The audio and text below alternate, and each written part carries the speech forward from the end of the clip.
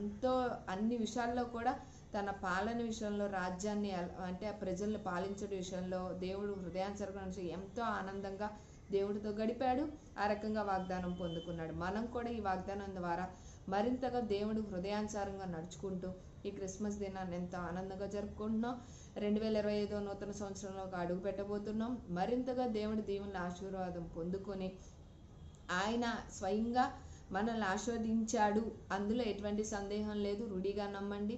ఈ వాగ్దానం ప్రకారం 2 సమయాలు 7:29 వచ్చిన ప్రకారం ఎంతో సంతోషభరితంగా మన నూతన సంవత్సరంలోకి దేవుడు అడుగుపెట్టడానికి ఇచ్చిన ఈ క్రిస్మస్ దినాన దేవుడిచ్చిన గొప్ప వాగ్దానం అండి. ఈ వెలుగు ద్వారా దేవుడు అనేక మందిని కూడా అనేక కుటుంబాలను కూడా ఆశీర్వదించబడునుగాక, దీవించబడునుగాక, సమృద్ధిలోకి సమృద్ధిగా అన్ని విషయాలు యేసుక్రీస్తు అతి పరిశుద్ధ నామంలో నడిపించబడునుగాక. ఆమేన్. God bless you.